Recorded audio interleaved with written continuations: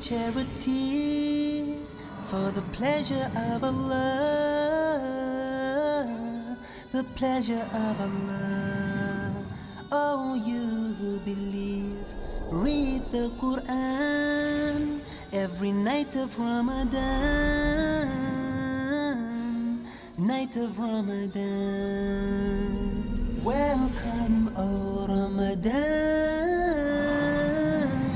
It is Ramadan. It is Ramadan.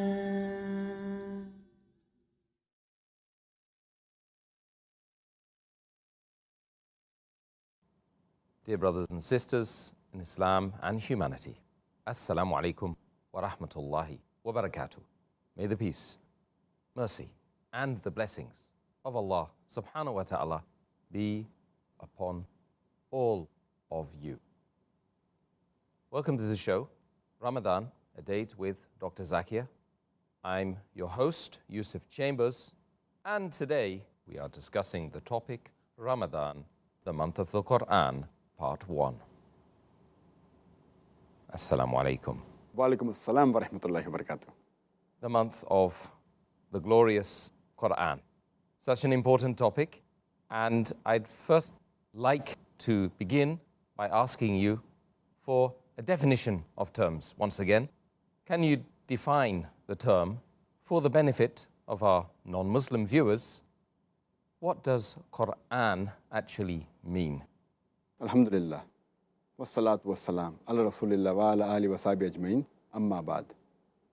A'udhu billahi minash shaitanir rajim. Bismillahir rahmanir rahim. Rabbi shrah li sadri. Wa yassir li amri. Wahlul 'uqdatam min lisani yafqahu qawli.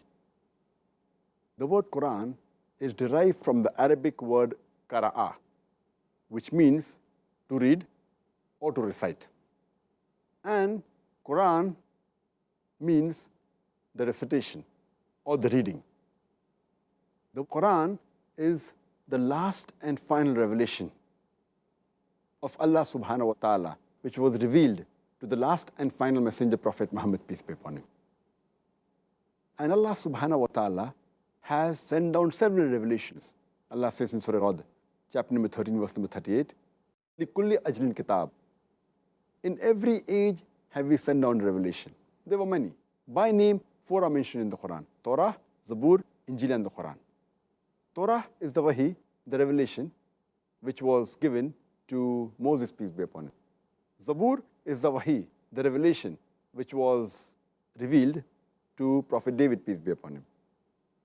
And Injil is the Wahi, the revelation, which was revealed to Prophet Jesus, peace be upon him. And Quran is the last and final revelation, which was given to the last and final messenger, Prophet Muhammad, peace be upon him. So if there's something like the Old Testament and the New Testament, then Quran is the last testament. So Quran actually is a Wahi. It is a revelation. Normally people think that Quran is the book. Actually the book Quran, the right Arabic word is Mus'haf. So Quran is actually a revelation of Allah subhanahu wa ta'ala, which was given to the last and final messenger, Prophet Muhammad, peace be upon him. I think that is a very appropriate way to begin the topic. Second question I'd like to put to you, if I may, is can you mention the various names and attributes which Allah subhanahu wa ta'ala uses to describe the Quran in the Quran or with the Quran? There are many, umpteen number of attributes and names used by Allah subhanahu wa ta'ala in the Quran for the Quran. I'll just mention a few that I can recollect immediately. Allah refers to the Quran as the Furqan, the criteria to judge right from wrong, in Surah Furqan, chapter 25, verse number 1. And there is a full chapter, chapter number 25, named after that, Furqan, criteria to judge right from wrong. It's also then Surah Baqarah, chapter 2, verse number 185, the word Furqan is used. Allah subhanahu wa ta'ala also describes the Quran as Tanzeel, that is a revelation, in Surah Shura, chapter number 26, verse number 192. It is described as the dhikr, that is the message, in Surah Anbiya, chapter number 21, verse number 50. It's also described as the kitab, that's the book. Kitab is called as the book, also as the wahi, as a revelation. in Surah Yusuf, chapter number 12, verse number 1. It is described as Noor, meaning the light, in Surah Nisa, chapter 4, verse number 174. It is described as Huda, meaning guidance, in Surah Baqarah, chapter 2, verse number 2, as well as Surah Baqarah, chapter 2, verse number 185. It is described as Rahmah, meaning blessings, in Surah Luqman, chapter number 31, verse number 3. It's also described as Majid, meaning glorious, in Surah Buruj, chapter number 85, verse number 21. It is called as Mubarak, meaning blessings, in Surah Sad, chapter number 38, verse number 29. It is described as Bashir, meaning the good news, in Surah Fusilat, chapter 41, verse number 4. It is called as Nadir, meaning admonition, in Surah Fusilat, chapter 41, verse number 4. It is called as Kalamullah, the word of Allah, in Surah Tawbah, chapter number 9, verse number 6. It's also referred to as Mu'izah, that is an instruction, in Surah Al-Imran, chapter 3, verse 138. It's also referred to as Shifa, that is healing, in Surah Isra, chapter number 17, verse number 82. And it's also called as Mubin, meaning easily understood, in Surah Yusuf, chapter 12, verse number 1. These are the various names and attributes and several others which Allah has referred to the Quran in the Quran. SubhanAllah, have you ever counted them? There seems to be a number. There are many, I think, many. Balagh, and you can keep on adding if you keep on thinking. No wonder they refer to it often as the astonishing Quran. SubhanAllah. Dr. Zakir, just to talk more specifically about this holy month of Ramadan, what's the relationship between the Quran and this month, Ramadan? There is a special relationship of the Quran with this month of Ramadan. As Allah says in Surah Baqarah, chapter number 2, verse number 185, Shahru Ramzan al-Lazi unzila fihi al-Quran hudal lin-nas wa bayyinati min al-huda wal-furqan. Meaning, Ramadan was the month in which the Quran was revealed as a guidance to the whole of humankind and signs for guidance and judgment to judge between right and wrong. So all those who witness this moon in this month, they should fast. So Ramzan was the month in which this glorious Quran was revealed as a guidance for the whole of humankind. And our beloved Prophet Muhammad said, it's mentioned in Sahih Bukhari, volume number 1, in the book of Revelation, hadith number 6, that Archangel Gabriel, every night in the month of Ramadan, he used to come to the Prophet and recite and rehearse the Quran. So it was a special month where Archangel Gabriel every night in the month of Ramadan used to come and rehearse the Quran with the Prophet. And this was the month in which the Quran was revealed as a guidance for the whole of humankind. Alhamdulillah. Therefore, it's called as the month of Quran. Furthermore then, can you explain to the viewers what are the virtues and blessings of reciting this wonderful book, the book of criterion between right and wrong, during this month of Ramadan? There are various virtues mentioned in the Quran, in the authentic hadith, about reciting the Quran. And it's mentioned in Sahih Bukhari, volume number 3, in the book of fasting, hadith number 1902. The Prophet Muhammad was the most generous of all the people. And his generosity used to reach the peak in the month of Ramadan. And Archangel Gabriel used to come every night and recite and rehearse with the Prophet the Quran. And his generosity was much stronger than the most strongest uncontrollable wind. And the first revelation, the first wahi, the first verse of the Quran to be revealed to the Prophet was from Surah Iqra, chapter number 96, or Surah Alaq, chapter 96, verse number 1, which says, Iqra. And with Archangel Gabriel, the first word when he recited of the Quran to the Prophet when he was in Ghar Hira, in Jabal Nur, the Prophet, when he heard the word Iqra, he said, Ma ana biqari, I'm not learned. Again, Angel Gabriel again repeated, Iqra. The Prophet repeated, Ma ana biqari, I'm not learned. Archangel Gabriel again repeated, Iqra. Then the Prophet understood that Iqra also means to recite, to read. One of them means read, the other is recite and rehearse. So the Prophet repeated, Iqra. Then the revelation came. Iqra bismi rabbikal ladzi khalaq. Khalaqal insana min alaq. Read, recite in the name of thy Lord who created. Who created the human beings from something which clings a leech-like substance. So reading is important, but in the name of thy Lord who has created is also very important. And reciting this glorious book, there are various virtues. And our beloved Prophet said, it's mentioned in the Hadith of Tirmidhi, Hadith number 2910, where the beloved Prophet said that every letter you recite of the word of Allah, of the word of the glorious Quran, you get a blessing.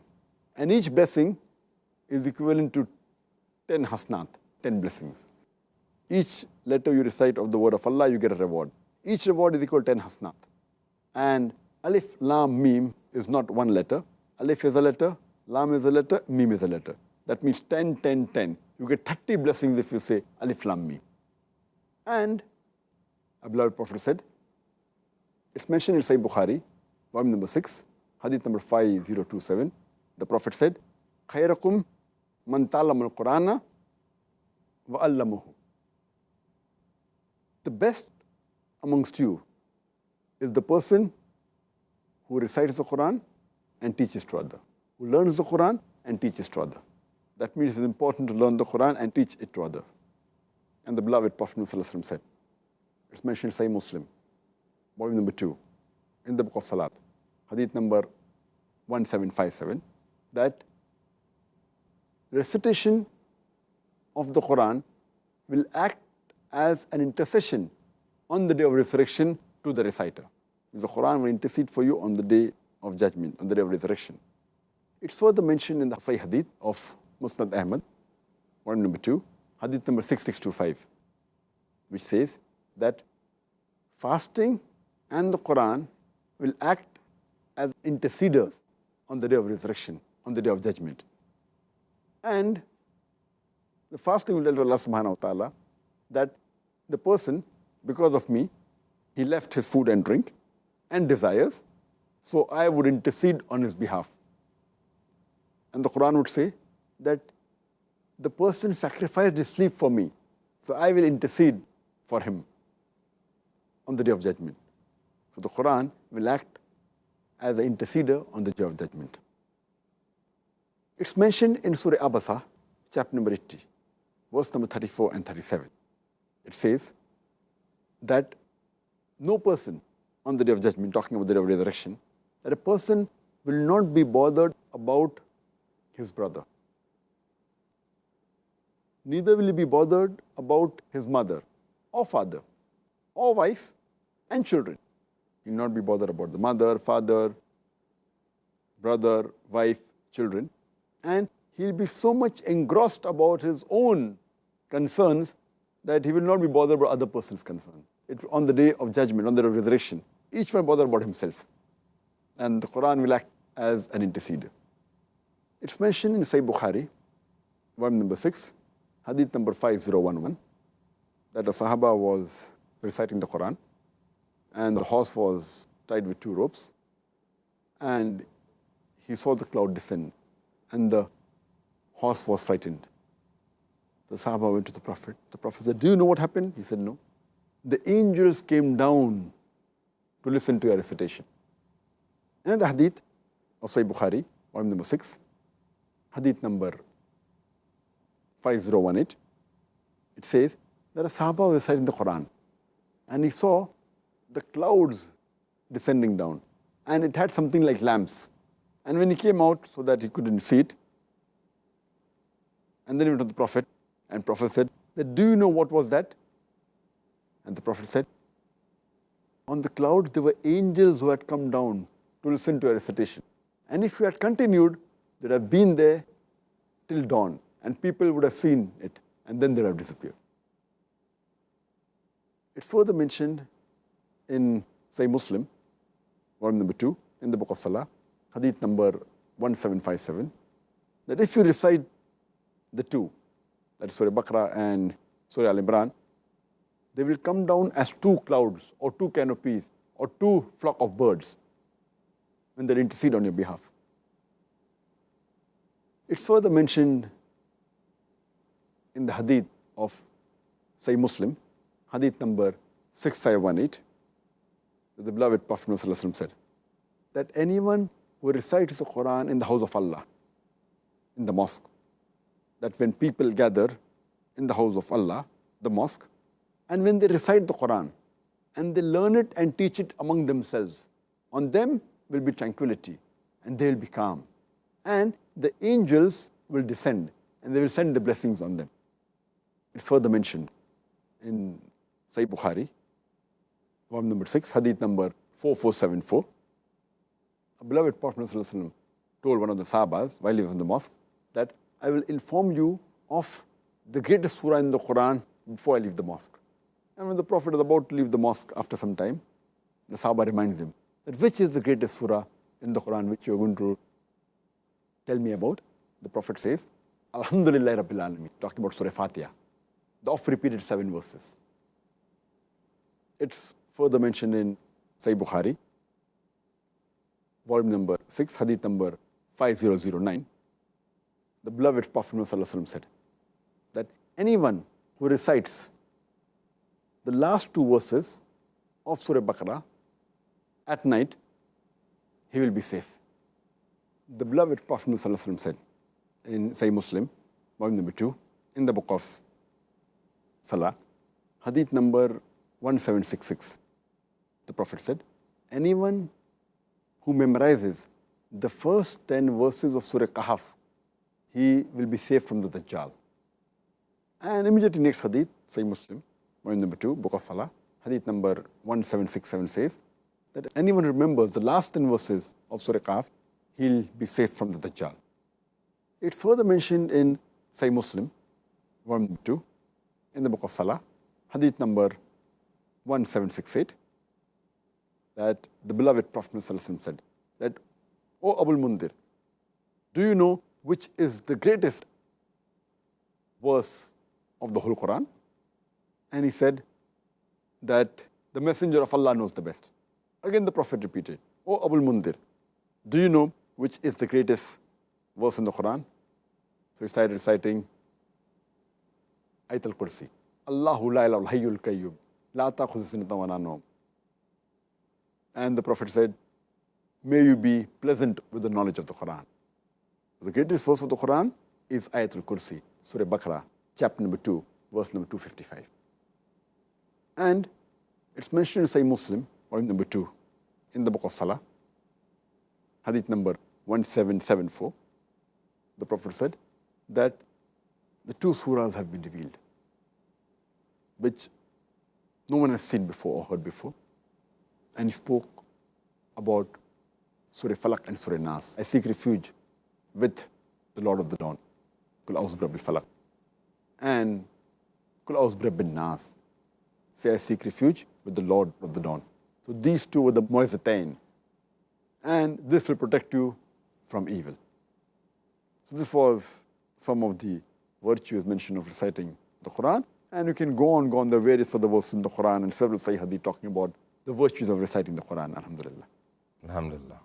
A very important month indeed for all human beings, not just Muslims. Dr. Zakir, can you explain to the viewers some of the etiquettes of reading and reciting the glorious Quran? There are various etiquettes of reading and reciting the glorious Quran. The first is that when we recite the Quran, it should be for Allah subhanahu wa ta'ala and to seek His blessings. Number 2, it's preferable that a person is pure, in taharat, he's in wudu. And third, the place where he is keeping the Quran or reciting the Quran should be clean. Number 4, the time should be the best chosen time. Number 5, it should be, if you're reading the Quran, preferably the direction should be towards the Qibla. Preferably, it's not a must. Number 6, your intention and your concentration should be on the Quran, and you should concentrate while reading the Quran. Number 7, it should be in tartil, in slow rhythmic way. Number 8, the tajweed should be correct, the makharij, the pronunciation should be good. Number 9, it should be with humility. When you're reading and reciting, it should be with humility and humbleness.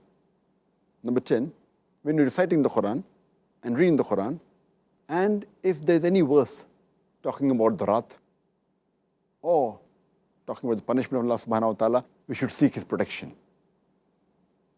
Next, if you read any verse talking about the blessings and paradise, you should ask Allah subhanahu wa ta'ala to give you blessings and ask for His mercy. And if you're in the Quran, and if any verse known as the sajda talawat, verse in where you have to do sajda, at that time you should stop reading and do the sajda as soon as possible. Furthermore, some verses, it's preferable to repeat the verses as many times as possible. And lastly, you should try and remember, do hifz of as much portion of the Quran as you can. And one important thing which is rather a fard, all the others are preferred, is that before reading the Quran, you should seek refuge from Satan, the accursed, with Allah subhanahu wa ta'ala. As Allah says in the Quran in Surah Nahl, chapter number 16, verse number 98, that before reading the Quran, say, A'udhu billahi minash shaitanir rajeem. I seek refuge with Allah from Satan the accursed. And when you are reciting any surah from the beginning, you should recite the first verse or the beginning of it, that is Bismillahir Rahmanir Rahim. In the name of Allah, most gracious, most merciful. Because every surah of the Quran begins with the formula Bismillahir Rahmanir Rahim. In the name of Allah, most gracious, most merciful, except for Surah Tawbah, chapter number 9. It's a fact today that the glorious Quran is the most widely read book in the world today. Alhamdulillah. Alhamdulillah. It's obviously recited by all of these people, most of these people, in Arabic. And unfortunately, it isn't the language that they understand necessarily. So, the Quran is recited without understanding in many, many cases. What would you say, or how could we encourage brothers and sisters to read the Quran with meaning and therefore being able to derive more benefit from recitation of it? You rightly said that the Quran has various benefits. You can keep on listing them. There are umpteen number of benefits, hundreds of them. The Quran is the most positive book in the world. It is a proclamation to humanity. It is a fountain of mercy and wisdom. It is a warning to the heedless, a guide to the erring, and assurance to those in doubt. It is a solace to the suffering and a hope to those in despair. How is it possible to derive all these benefits if a person does not read the Quran, if he does not understand it, if he does not ponder over the verses, if he does not implement the verses of the Quran and does not put it in practice? As you rightly said, that the Quran is the most widely read book in the world. But unfortunately, it is also the book which is maximum read without understanding. It will be a tragic misfortune if someone comes to the Quran and goes away empty-handed, soul untouched, heart unmoved, life unchanged. To get the right benefit, besides reading the Quran, it's compulsory that you should understand it. You should ponder over the meaning of the Quran. You should implement the guidance which Allah has given to the humankind and put it in practice. We have two types of people amongst Ummah. Some people who think that only reciting the Quran is sufficient, while others who think that reciting is not required, only the meaning is important. Allah says in the Quran, in Surah Nisa, chapter number 4, verse number 171, La taglu fi dinikum. Do not commit excesses in your religion. There is benefit also by reciting, but with understanding, you get multiple times more benefit. Allah says in the Quran, in Surah Ankabut, chapter number 29, verse number 45, Allah says, recite of what we have revealed by inspiration.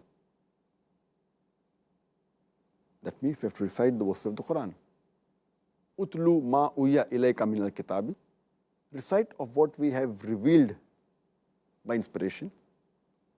Further, it's mentioned in Surah Baqarah, chapter number 2, verse number 242. Several times it comes in the Quran. لَعَلَّكُمْ تَعْقِلُونَ. Do they not understand? That means it is a book to be understood. And it is important that we have to understand the book. While reading, besides reading, you should understand it. So reciting the Quran will get you many benefits. As I mentioned earlier, our beloved Prophet said, it's a Sahih Hadith in Tirmidhi, Hadith number 2910, that every letter you recite of the word of Allah subhanahu wa ta'ala of the Quran, you will get a reward. Each reward, you will get 10 blessings. And Alif Lam Mim is not a letter. Alif is a letter. Lam is a letter. Mim is a letter. So if it's Alif Lam Mim, you get 10, 10, 10, 30 sawab. So there is sawab in reciting. There is blessing in reciting the Quran. But as I mentioned earlier, it's not sufficient only that you have to recite. So we have to realize that both are important, but understanding and implementing is more important. Let me give an example. Suppose you go to France for a graduation and you don't understand French. But since you know English, you know the script.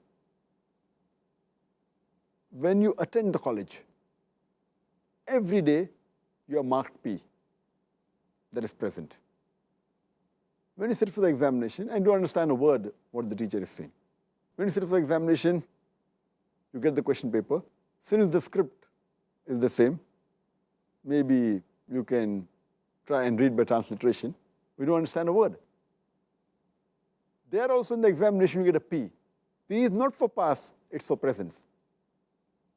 It's only indicating that you're present for the examination, but that will not pass you. So therefore, if you want to go to Jannah, besides reciting the Quran, it's important that you even understand what Allah is telling us. Because Quran is a guidance for the whole of humanity. You understand it and you implement on it. I'll give you one more example. Suppose there's a friend of yours, since you're living in UK, a friend of yours comes from Germany. He's a close friend of yours. He can speak some broken English. When he goes back, he writes to you a letter in German, which you don't understand. So when a close friend of yours, he writes a letter to you in German, and if you can't understand, what will you do? But natural, you'll go to a person who knows German and have it translated, because you want to know what did your friend mention in the letter. Isn't it important that we should know what our Creator, Allah subhanahu wa ta'ala, has mentioned in His last and final guidance, that is glorious Quran? We don't have to go and translate the Quran. The translation is already available. So it's important that besides reading, if you can't understand Arabic, we should read the translation so that we are able to understand the message of Allah subhanahu wa ta'ala and implement on it. Makes sense. It certainly does make sense. Dr. Zakir, since there's so much more reward for reading the Quran with the understanding, why is it, or what are the excuses given by Muslims, multitudes of Muslims, for not taking your advice and reading it with understanding? There are many excuses given by the common Muslim for not reading the Quran with understanding. And the most common is that we don't understand Arabic as a language. As you may be aware, that more than 1/5 of the world population, more than 20% of the world population, about 1.5 billion out of the 6.3 billion people in the world, they are Muslims. But more than 80% don't understand Arabic as a language. 15% of the Muslim population approximately, they're Arabs, and a few non-Arabs know Arabic as a language. So more than 80% of the Muslims, they don't understand Arabic as a language. So the most common excuse is, we don't know Arabic as a language. Now, every human being knows at least 2 or 3 languages. Some know 4, some know 5, some are linguists. But when a child is born, he does not know any language. But he learns the mother tongue to converse with the family members. He learns the language of the locality so that he can converse with the friends. He learns the language in which he is educated. Every human being knows at least 2 or 3 languages. Isn't it important that we should know the language in which the last and final guidance, revelation, was given by our Creator Allah subhanahu wa ta'ala? Many people say that it's difficult to learn a language when we are old, but age is never a barrier for any good work. And that reminds me of the example of Dr. Maurice Bucaille. Dr. Maurice Bucaille, he was a French, and he was given the French Academy Award in the field of medicine, and he was selected for studying the mummy of Manapta that was found in the Valley of Kings. And when he went to Egypt while doing his research, one of the Muslims said, it's nothing great that he found the body. It's already mentioned in the Quran, in Surah Yunus, chapter number 10, verse number 92, that Almighty God will save the body of the Pharaoh as a sign for posterity. So he was shocked that how could this book, which is so old, mention about things which we have come to know recently, that the body of the Pharaoh will be saved. So that made him read the translation of the Quran. After reading the translation of the Quran, he was so impressed with the Quran, he wanted to understand Quran directly in Arabic. So he learned Arabic as a language at the age of 50. Imagine being a non-Muslim, learning Arabic as a language to understand the Quran better, and then he writes the book, the Bible, the Quran, and science, which is a very famous book. So age is never a barrier for a person to learn a new language, but it's not possible that all of us will be as enthusiastic as Dr. Maurice Bucaille. According to Abdul Majid Abadi, he says, the Quran is the most untranslatable book in the world. It is the most difficult book to translate because the language of the Quran is so pure. It is unsurpassable. It's intangible. It is supreme. It is noble. It is divine. And many a times, one Arabic word has got several meanings.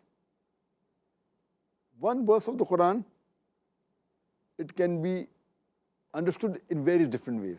It will have a different angle for a layman when he reads it. For a scientist, it will have a different angle. So that is the reason, that's the beauty of the Quran. So to read in Arabic is the best. But for those people who don't know Arabic, alhamdulillah, there are many shuyukhs, many ulama, many scholars who have translated the Quran into major different languages of the world. Most of the major languages of the world, the Quran has been translated by different scholars. So if you don't understand Arabic as a language, at least read the Quran in the language you understand the best. If you know English, read it in English. If you know French, read it in French. If you know German, read it in German. If you know Urdu, read it in Urdu. Read it in the language you understand the best. But it's a requirement that we should read the Quran in the language you understand. So there's no excuse, they don't know Arabic, they read the language you understand. And alhamdulillah, in most of the major languages of the world, you have the Quran today that it has been translated. We have the translation of the Quran in most of the major languages of the world. There are various other excuses given by Muslims that they're busy in their business, in their work, in studies. That is the reason they can't read the translation of the Quran. Many of us, we go to schools, we go to universities, to colleges, and we spend decades in schools, universities, colleges, and we read and memorize volumes and volumes of books, but we don't have the time to read the Quran.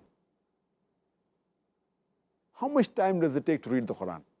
If you read the translation of the Quran, and if your reading is fast, it will take a few days for you to read the Quran. If you read one juz, one part every day, it will take you 1 month. But unfortunately, we give excuses, they don't have the time. Whatever degree you acquire in the school, in the college, it may or may not help you in this world. Many of the people, they're graduates, but they're jobless. And in the hereafter, unless this education does not get you closer to Allah subhanahu wa ta'ala, this knowledge is useless for the akhirah. But the Quran says in Surah Baqarah, chapter number 2, verse number 1 and 2, Alif Lam Mim, Zalikal Kitab la rayba fi. That Alif Lam Mim, this is a book without doubt. It is a guidance for those who have faith. It is surely giving a promise that it's a guidance for you. It will help you in this world as well as the hereafter. So it's a requirement that the Muslims should read the Quran with understanding. If they don't know Arabic, read in the language they understand the best. Okay, well, there's no excuses now. Many Muslims consider that it's only an alim or a scholar who can interpret the Quran and recite the Quran to them. Is this a correct understanding? Allah says in the Quran, in Surah Qamar, chapter number 54, no less than 4 times it says in the same surah, Surah Qamar, chapter 54, verse number 17, verse number 22, verse number 32, as well as verse number 40. وَلَقَدْ يَسَّرْنَا الْقُرْآنَ لِلذِّكْرِ فَهَلْ مِن مُدَّكِرٍ. We have made the Quran easy for you to remember and understand. Then which of you shall not receive admonition? So here the Quran says that it is easy for you to understand.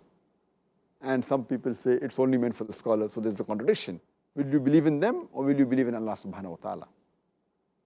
And Allah says in the Quran, in Surah Hijr, chapter number 15, verse number 1, Alif Lam Ra.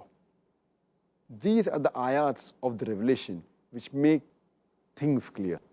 That means it makes things clear. It's easy for a person to understand. But at the same time, Allah also says in the Quran, in Surah Nahl, chapter number 16, verse number 43, as well as Surah Anbiya, chapter number 21, verse number 7, Fas'alu ahli zikri in kuntum la ta'lamun. If you don't know, ask the person who possesses the message. Ask the person who's knowledgeable.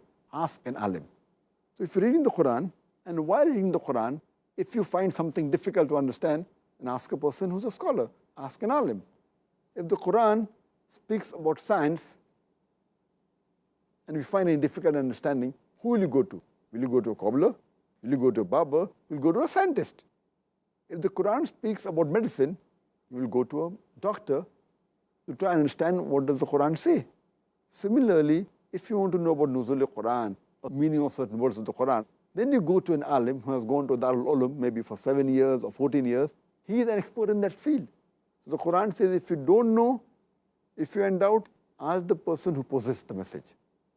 So it is meant for the whole of humanity, for the common man as well as for the scholars. But while reading, if you find any difficulty, you can ask the person who's knowledgeable. And that reminds me of an example that a few decades earlier, in the late 70s and early 80s, there were a group of Arabs who followed on the guidance of the verse of the Quran. That if you don't possess the message, ask the person who has the knowledge. And they collected all the material in the Quran and the Sahih Hadith dealing with the subject of embryology. And they presented it to Professor Keith Moore. At that time, in the late 70s and early 80s, Professor Keith Moore was one of the highest authorities in the field of embryology in the world. He was the head of the Department of Anatomy in the University of Toronto in Canada. And when he was shown the verse of the Quran, along with the English translation, and he was asked that what are his comments.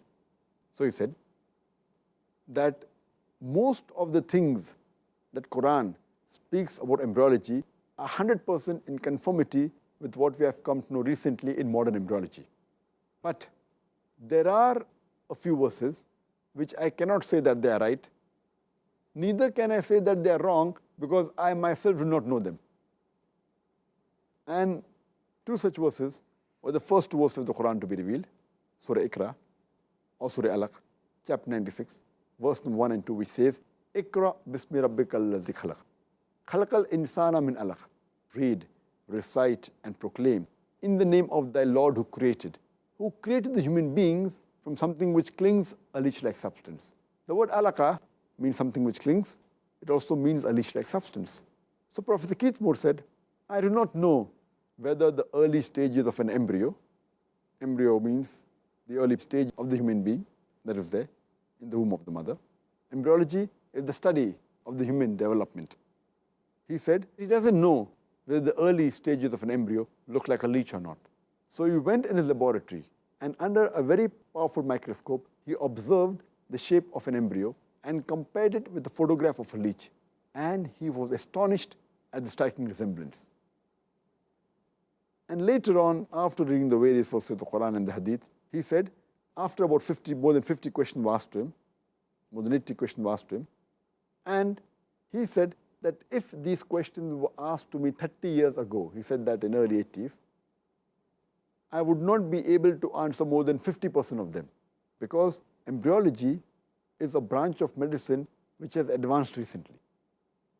And he said that he has no objection in agreeing that this book is the word of Allah subhanahu wa ta'ala, is the word of Almighty God. And Prophet Muhammad, peace be upon him, is the messenger of this Almighty God. And this book, then later on, whatever additional information he got, he wrote a new book, The Developing Human, which even I had to refer when I was in the medical college in the first year, in the subject of anatomy. He wrote the third edition, for which he got an award for the best medical book written by a single author in that year. And I'm going to give you one more example, that any machine that you buy, along with it comes the instruction manual. More complicated the machine, more is the requirement of an instruction manual. If you buy a machine which is more complicated, like a computer, the more difficult it is to understand, the more requirement of an instruction manual. If you allow me to call the human beings a machine, you'll have to agree it is the most complicated machine in the whole world. Don't you think this machine requires an instruction manual? So according to me, the glorious Quran is the last and final instruction manual for the human beings. The do's and don'ts for the human being is written in the glorious Quran. And that reminds me, once there was a Nawab of Hyderabad. Nawab is a person who's like a landlord, a very rich person. And when first time automobile was introduced in India, people did not know how to drive the car. So along with the car, the company even provided the driver. So this rich landlord, Nawab of Hyderabad, he buys a new car. So the company, along with the car, provides him with a driver. So one day in the morning, he tells the driver that I want to take my wife, Begum Saiba, for shopping. Please keep the car ready. The driver says, Nawab Saib, the car is not in working condition. The Nawab gets angry and he says, I want the car immediately in working condition because I want to take my wife for shopping. So the driver says, to put the car in working condition, I require 10 kgs of honey, 20 liters of milk, 30 kgs of pure ghee, and 50 kgs of rice. That also basmati rice. So the Nawab Sahib gives him 10 kg of honey, 20 liters of milk, 30 kgs of pure ghee, and 50 kgs of basmati rice. The driver takes it and gives it to his wife, and within a few minutes the car is in working condition. My question is that today, suppose your driver says he requires 10 kgs of honey, 20 liters of milk, 30 kgs of pure ghee, 50 kgs of basmati rice. What will you do? If he says he requires these things to put the car in working condition, what will you do? You will kick him out of the job. Because today, even though we may not know how to repair the car, we know that the car doesn't work on honey, milk, rice or ghee. It works on gas. It works on petrol. So therefore, though we may not know how to repair the car, we know the basic mechanism of the car. So if everyone knows the basic meaning of the Quran, then no one will take you for a ride. So you should know the basic meaning of the Quran. And if the car gets spoiled once in a year or once in 6 months, then you can go to a mechanic. So why read in the Quran if you find something difficult to understand? At that time, surely you can go to a person who is knowledgeable and he will explain to you what is there in the Quran. And just the last example, how people, they say that why is reading the Quran, it's not required and it should be read only by the alim and not by a layman. They give an argument that if you have a learner's driving license, called as Kacha license over here, a learner's license, and if you bang up the car, if you have an accident, the police will give you a less fine. But if you have a permanent license, a complete license, and then if you do an accident, then the police will fine you double. Therefore, it's better not to know the Quran, not to understand the Quran, And if you do sins, then God will punish you less. If you know the Quran, and if you understand the Quran, and then if you do a sin, then Allah will punish you double. I said, I agree with you for the sake of argument. That if a person has a temporary license, a learner's license, if he has a kacha license, and if he does an accident, he'll get half the punishment. Maybe he'll be fined $1,000. But if a person has a permanent license, a complete license, and if he does an accident, he'll be fined double, maybe $2,000. But the point to be noted is that if a person who has a learner's license and has not learned driving correctly, the chances that in 1 year he'll have an accident would be maybe 50 times. But a person who learns how to drive and has a permanent license, the chances that he'll have an accident in the full year is maybe once. So if a person who has a proper license and learns driving, he may end up paying a fine of $2,000. But the other person who has a learner's license, who bangs up the car maybe 50 times, ends up paying $50,000 at the end of the year. So yet it's preferable that you should have a permanent license. Similarly, you read the Quran with understanding, and you implement on the message of Allah subhanahu wa ta'ala, and the chances that you will commit sins and mistakes will be less if you read understanding. Rather than saying that it's only meant for the alims, it's preferable that all the human beings, they read the Quran with understanding and implement on the message of Allah subhanahu wa ta'ala, last and final revelation, which was revealed to the last and final messenger, Prophet Muhammad, peace be upon him. Brothers and sisters, I've been enthralled and very happy to hear all the information from Dr. Zakir regarding Ramadan, the month of the Quran.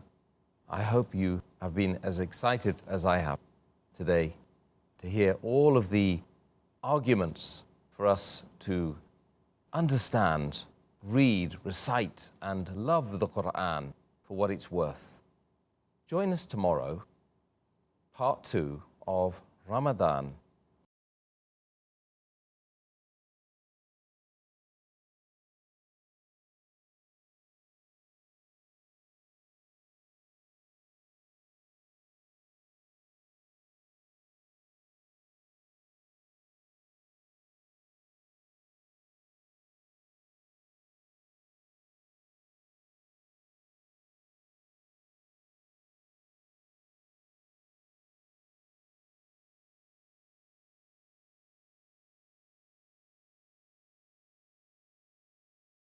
الأيام وأطل مسعدا أهلا وخلا ليته في